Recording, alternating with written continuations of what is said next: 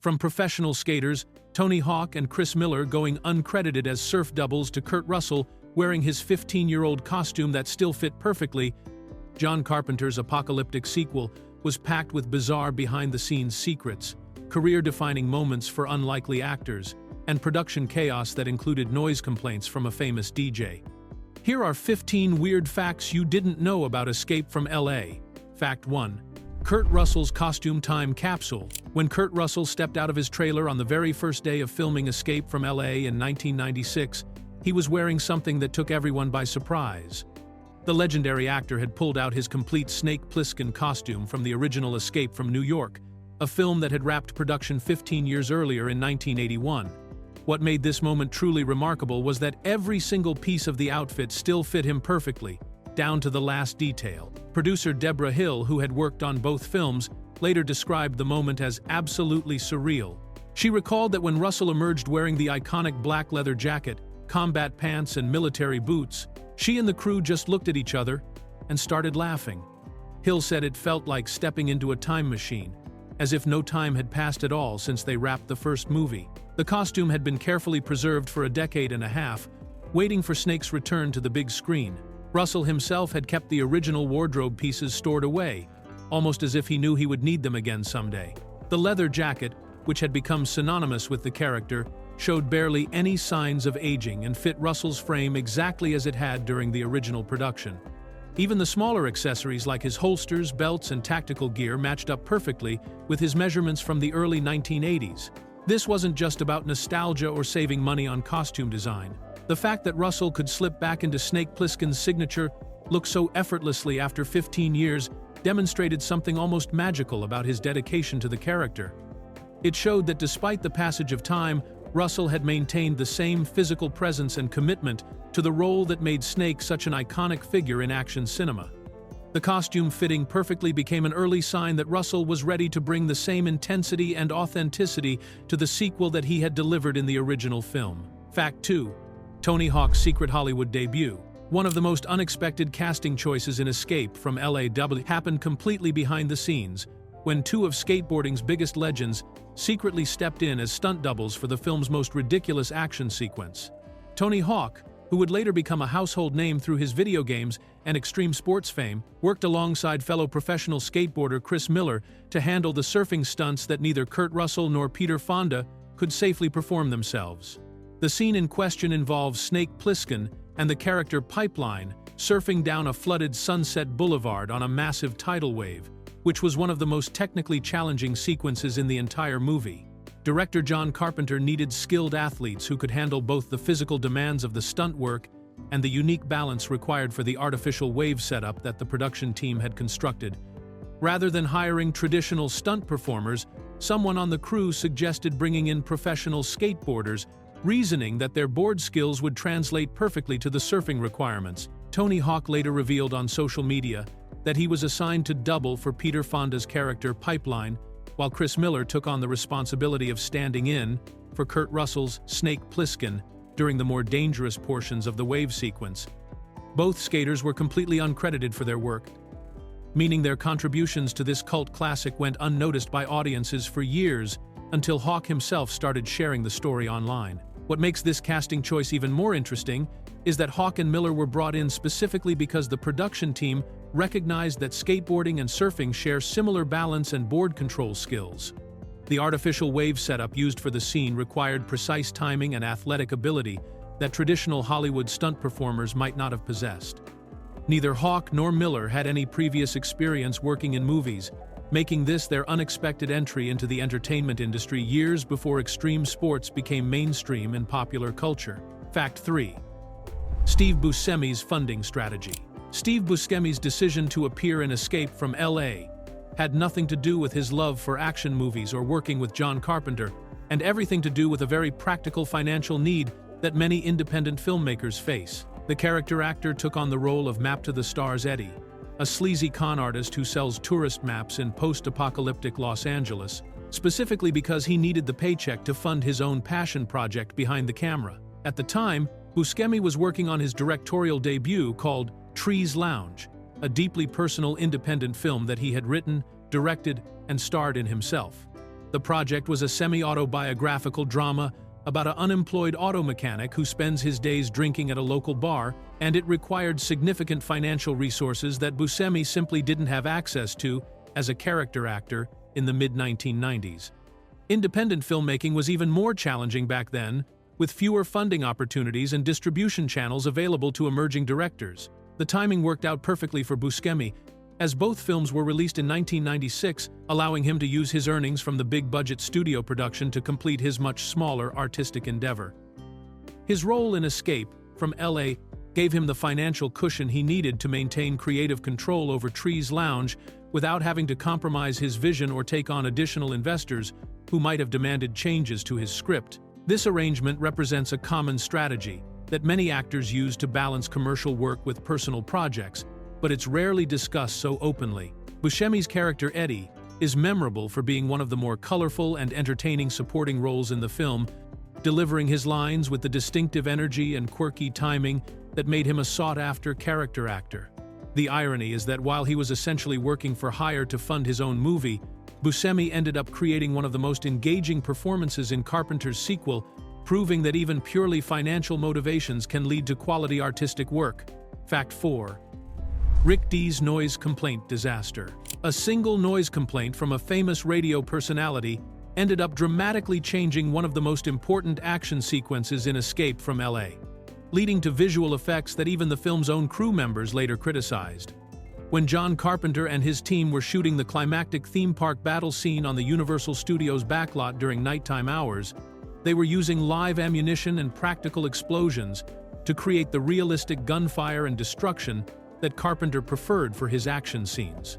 The production was filming at the Happy Kingdom theme park set, which had been constructed on Universal's outdoor backlot area, when Rick Dees, the popular radio host known for his morning show and novelty songs like Disco Duck, filed an official noise complaint with the studio.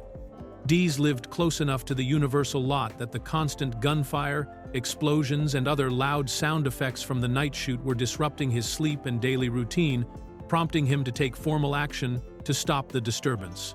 Universal Studios management responded immediately to the complaint by forcing Carpenter's crew to cease all use of live ammunition and practical explosive effects for the remainder of the sequence. This decision left the filmmakers with no choice but to rely heavily on computer-generated imagery to complete the battle scenes, a technology that was still relatively primitive in 1996 and nowhere near the quality that audiences expect today. The results were immediately noticeable to anyone working on the production, with visual effects supervisor David Jones later expressing his dissatisfaction with the final product, describing the CGI gunfire and explosions as looking a little iffy compared to what they had originally planned. Carpenter himself later recalled this incident as one of the more frustrating moments during production, since the practical effects had been looking much more convincing and realistic than the digital alternatives they were forced to use. The irony is that a complaint about noise levels ended up creating visual problems that affected the film's overall quality and reception among critics and audiences. Fact 5. Kurt Russell's secret writing credit. Kurt Russell's involvement in Escape from L.A.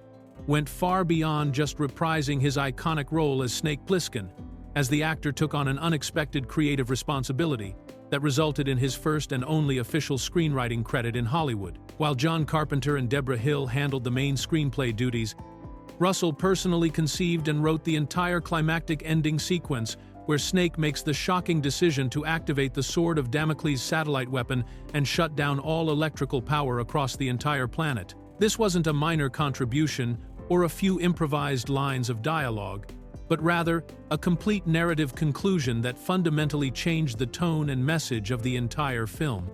Russell had been thinking about how Snake's character would evolve since the events of the first movie, and he felt that the character needed to make a bold statement about his complete rejection of government authority and modern society's dependence on technology. The ending Russell wrote shows Snake choosing chaos over control, essentially resetting human civilization back to a pre-technological state.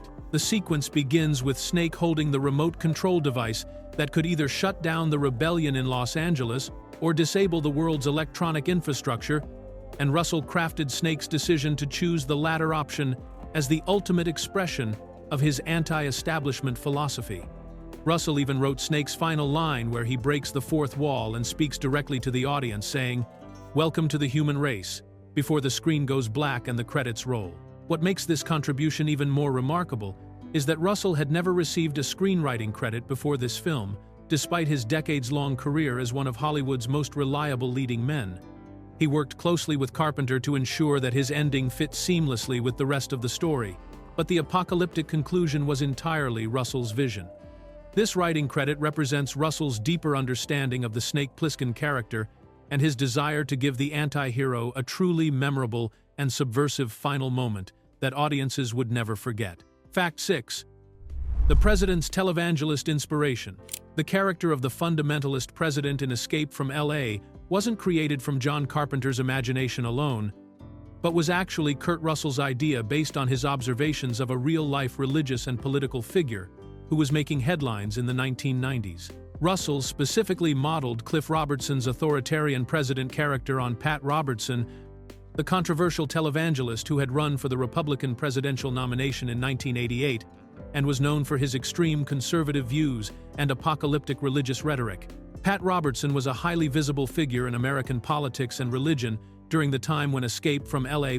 was being developed, serving as the host of the 700 Club television program and founder of the Christian Broadcasting Network.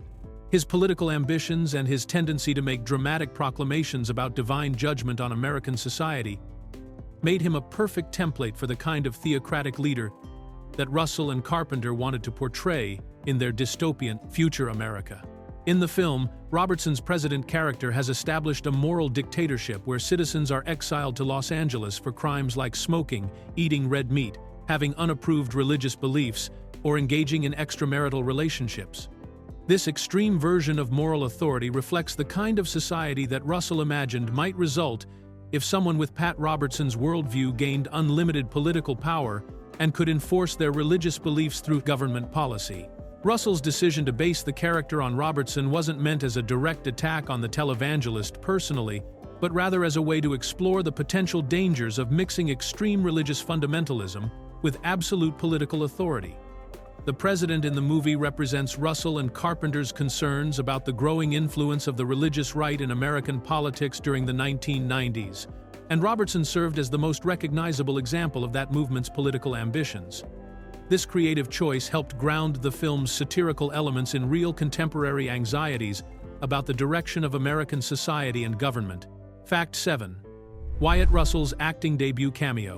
Among the many actors who appeared in Escape from L.A., one of the smallest roles belonged to someone who would later become a successful actor in his own right, though audiences at the time had no idea they were watching the beginning of another Russell family career in Hollywood.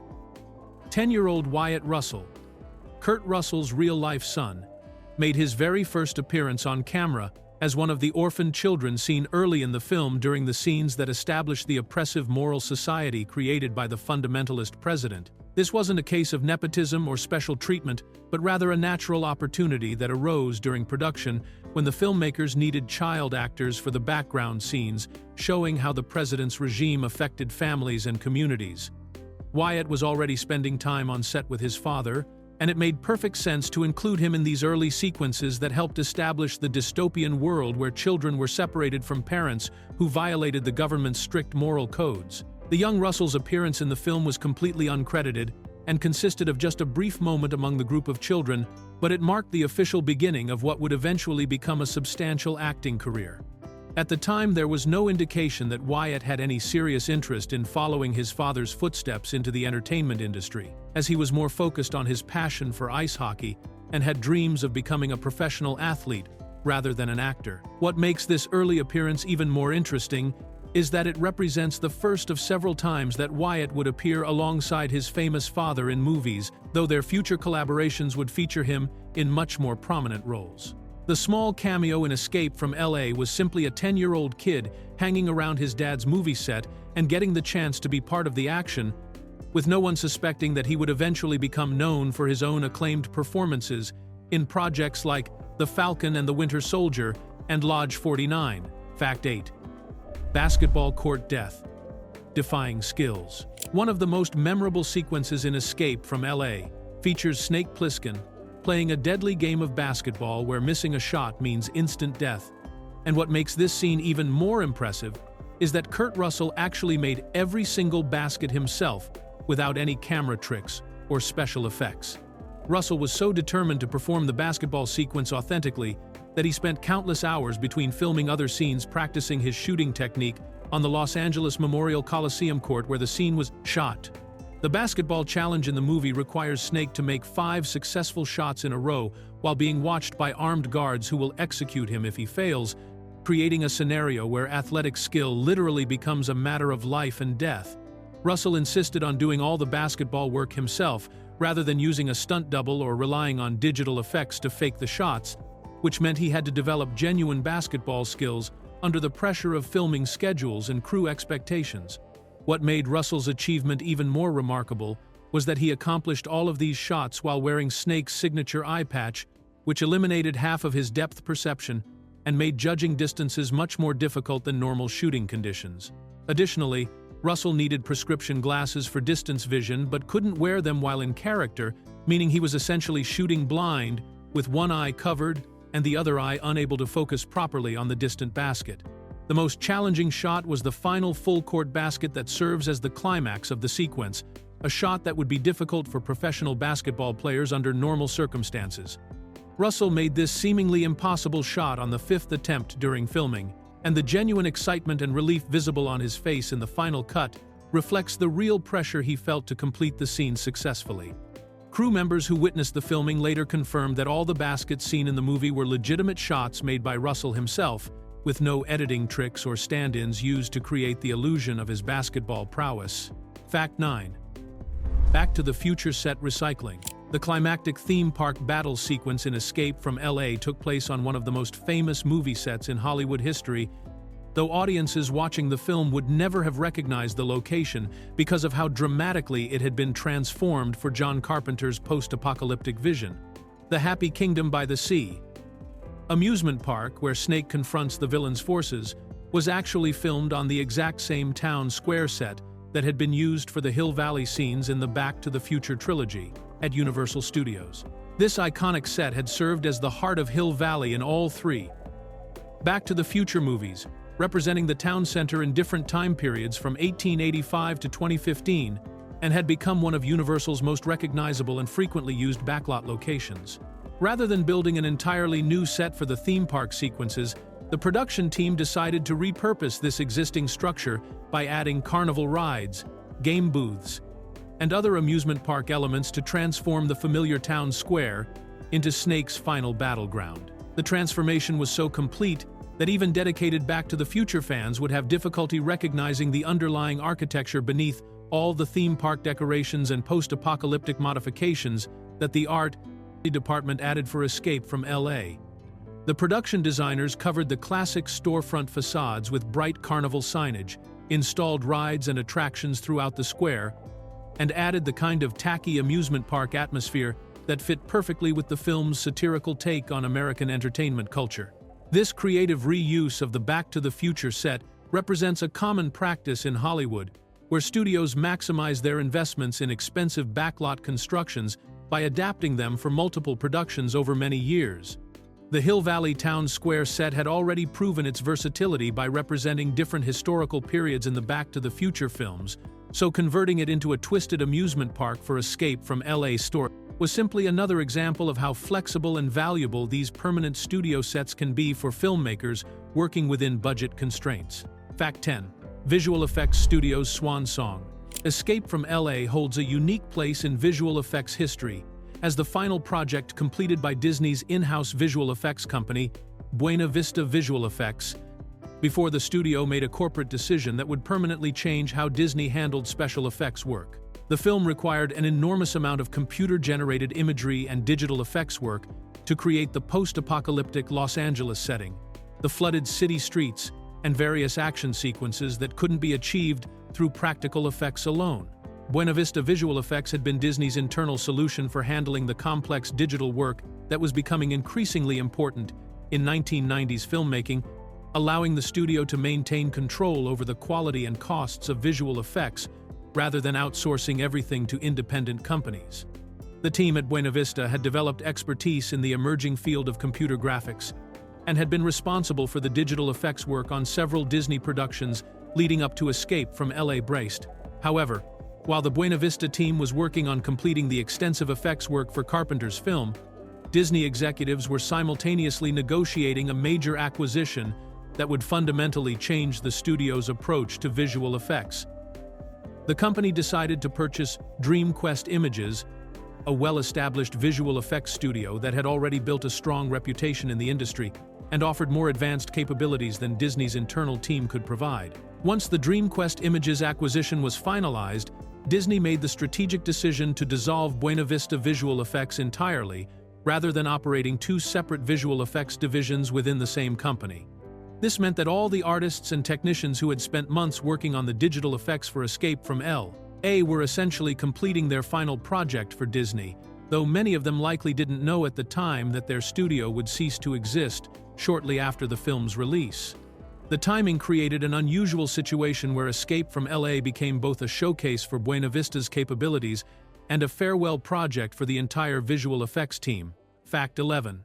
The cancelled video game tie-in. In 1996, movie tie-in video games were becoming an increasingly popular way for studios to extend the marketing reach of their major releases, and Escape from L.A. was originally supposed to be part of this trend with an ambitious multi-platform gaming project that never saw the light of day. The video game adaptation was officially announced for release on several of the most popular gaming systems of the time, including the Sega Saturn, Sony PlayStation, Panasonic M2, and personal computers, suggesting that the publishers had high expectations for the project's commercial potential. The timing of the announcement coincided with the film's theatrical release, which was the standard practice for movie tie-in games that were designed to capitalize on the publicity and audience interest generated by the corresponding motion picture.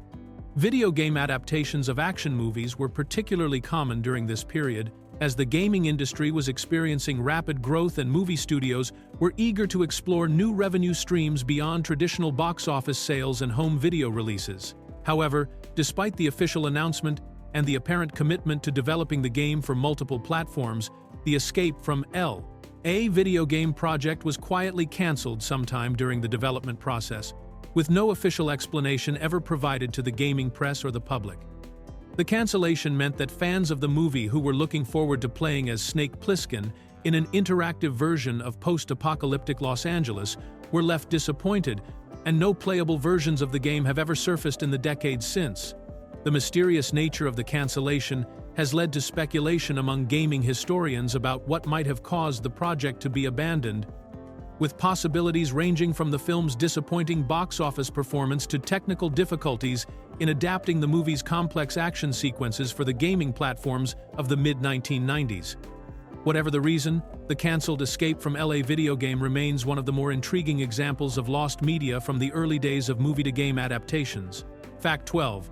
Carpenter's 10 times better.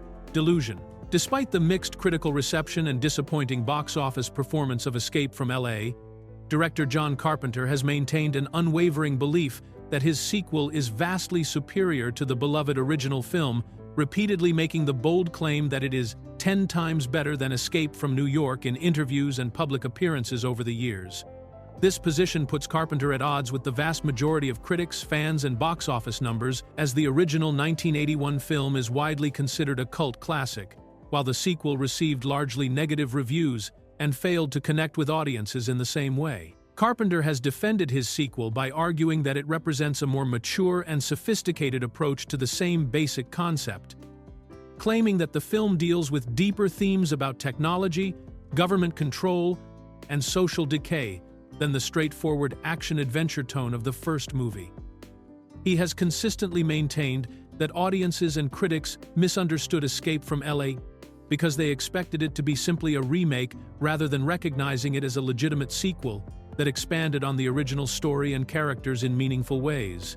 In various interviews, Carpenter has expressed genuine puzzlement about the negative reaction to his sequel, insisting that it contains more substance and better filmmaking than Escape from New York.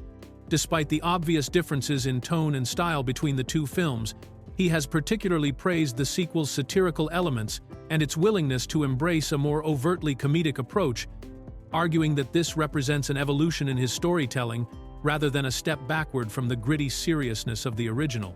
Even decades after the film's release, Carpenter continues to stand by his assessment of Escape from L.A. as the superior film, showing no signs of changing his opinion despite the weight of critical consensus and fan preference clearly favoring the original. His persistent defense of the sequel has become something of a running theme in interviews about his career, demonstrating his genuine belief in the artistic merits of a film that most others consider a disappointing follow-up. Fact 13. Pam Grier's transgender character preparation. Pam Grier's commitment to authentically portraying the transgender gang leader Hershey Las Palmas in Escape from L.A. went far beyond simply learning her lines and showing up on set, as the acclaimed actress undertook significant physical and vocal preparations to bring believability to a character that represented a relatively rare inclusion of transgender representation in mainstream action films of the 1990s. Grier understood that playing Hershey required her to think carefully about how a transgender woman living in the harsh conditions of post-apocalyptic Los Angeles might appear and sound, particularly someone who had limited access to beauty supplies, medical care, or other resources that might be available in more civilized circumstances. The most visible aspect of Grier's preparation involved her decision to grow out her body hair in areas where women typically remove it, recognizing that a character like Hershey would likely not have regular access to razors, waxing, or other grooming tools in the lawless environment of the island prison. This attention to realistic detail demonstrated Grier's understanding that authenticity in character portrayal sometimes requires actors to make uncomfortable personal choices that serve the story rather than their own vanity or comfort. Even more significantly, Grier worked with the film's sound engineers during post-production to artificially deepen her voice, creating a vocal quality that would suggest someone who had gone through male puberty but was living as a woman. This technical modification required careful work to ensure that the voice alteration sounded natural rather than obviously artificial, and it showed the filmmaker's commitment to treating the transgender character with respect rather than turning her into a caricature or object of ridicule. The combination of Grier's physical preparation and the technical voice work created a portrayal that aimed for authenticity within the context of the film's post-apocalyptic setting, representing an unusual level of thoughtfulness about transgender representation in a genre that was not typically known for its sensitivity to such issues during the mid-1990s. Fact 14. The Flowrider wave pool inspiration. One of the most memorable and bizarre sequences in Escape from L.A. features Snake Plissken surfing down a flooded Sunset Boulevard alongside Peter Fonda's character Pipeline, and this unusual scene was directly inspired by a real-world invention that was revolutionizing artificial wave technology in the 1990s. The surfing sequence came about after CGI supervisor David Jones learned about Tom Lochtefeld's Flowrider, an innovative wave pool system that created a stationary artificial wave by blasting water up a specially shaped surface, allowing people to surf in place without the unpredictable conditions of ocean waves. Jones had seen references to Flowrider installations at various locations, including surf parks in Texas, and was intrigued by the concept of a standing wave that could be controlled and maintained consistently. When the filmmakers were brainstorming ways to create spectacular action sequences that would showcase the flooded, post-apocalyptic version of Los Angeles, Jones suggested incorporating a surfing scene based on the Flowrider technology, believing that it would be relatively simple to film since the wave would remain stationary rather than constantly moving like real ocean waves. The CGI supervisor's initial confidence about the ease of filming the surfing sequence proved to be overly optimistic, as creating convincing digital water effects and integrating the actors with the artificial wave environment turned out to be much more challenging than anticipated. Jones later admitted that he had underestimated the technical difficulties involved in making the stationary wave concept work convincingly on screen, particularly when combined with the need to show characters surfing at high speeds through city streets filled with obstacles and debris. The Flowrider inspiration also influenced the way the filmmakers approached the entire flooded Los Angeles concept, as they realized they could use the artificial wave technology as a basis for imagining how the city might look and function after being partially submerged by rising water levels, creating opportunities for unique action sequences that combined surfing with urban exploration in ways that had never been attempted in previous action films. Fact 15. Year development hell Escape. The journey from concept to screen for Escape from L.A. represents one of the longest and most ironic development processes in Hollywood history, as the sequel to the beloved cult classic spent over a decade stuck in what the industry calls development hell, before finally reaching theaters in 1996. The project first began taking shape in 1985 when studio executives, recognizing the growing popularity of Escape from New York, commissioned screenwriter Coleman Luck to write an initial script for a potential sequel that would bring Snake Plissken back for another dangerous mission.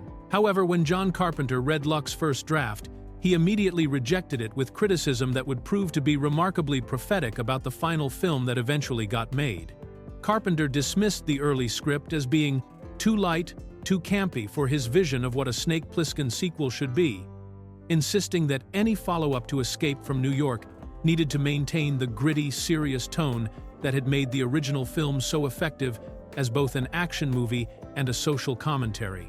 The script remained dormant for years while Carpenter and producer Deborah Hill worked on other projects, with the Escape from L.A. concept occasionally resurfacing during meetings and pitches, but never gaining enough momentum to move into active production. It wasn't until the early 1990s that Kurt Russell's persistent enthusiasm for reprising his most iconic role finally convinced Carpenter to revisit the project, leading to a new collaborative writing process between Carpenter, Hill, and Russell himself. The final irony of this extended development period is that the movie Carpenter ultimately made and released embodied exactly the qualities he had criticized in the original rejected script more than a decade earlier. Escape from L.A. ended up being significantly lighter and campier than its predecessor, featuring over-the-top action sequences, comedic elements, and a satirical tone that was far removed from the serious, noir-influenced atmosphere that Carpenter had originally insisted was essential for any Snake Plissken sequel.